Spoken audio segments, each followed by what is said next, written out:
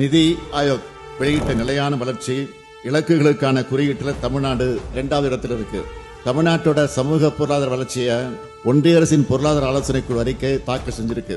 இந்த சமூக முன்னேற்ற குறியீட்டில் பெரிய மாநிலங்களோட ஒப்பிடும்போது தமிழ்நாடு 63.33 புள்ளிகள் பெற்று தேசிய அளவில் முதலிடத்தில் இருக்கிறோம். இந்தியா முழுக்க 11.2 விழுக்காடு மக்கள் வறுமை கோட்டு கீழே வாழுகிற நிலையில தமிழ்நாட்டில் வறுமை கோட்டு கீழே இருக்கிறவங்க 1.43 விழுக்காடு தான். அவங்களுடைய வாழ்க்கை தரத்தை முன்னேற்றதான் தாய் மாணவர் திட்டத்தின் மூலம் நம்ம திராவிட மாடல் அரசு உழைச்சிக்கிட்டு இருக்கு. எளிய மக்களையும் மருத்துவ சேவைகள் சென்று சேரணும்னு உருவாக்கி 2,25,00,000 மக்கள் பயனடைஞ்சிருக்க மக்களை தேடி மருத்துவ திட்டம் ஐநா அமைப்போட விருதை பெற்றிருக்கு. நேற்று கூட ஒரு செய்தி வந்துச்சு.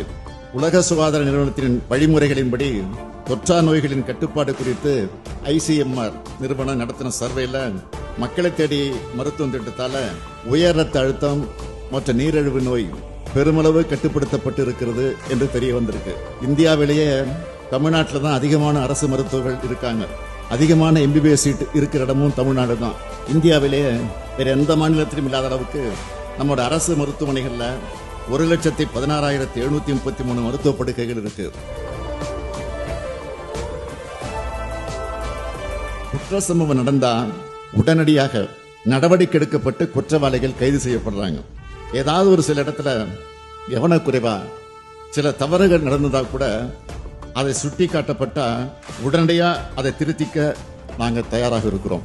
நான் பிடிச்ச முயலுக்கு 3 கால்னு பிடிவாதமாக இருக்கிறவன் இல்லைன்னா மக்களாட்சியில எல்லோருடைய கருத்துக்களையும் கவனிச்சு ஆராய்ந்து சரியானவற்றை சரியான நேரத்தில் செய்யணும்னு நினைக்கிறவன் தான்.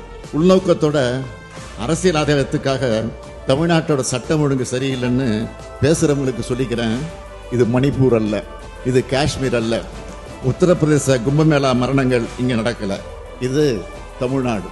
அதை மறந்துடாது.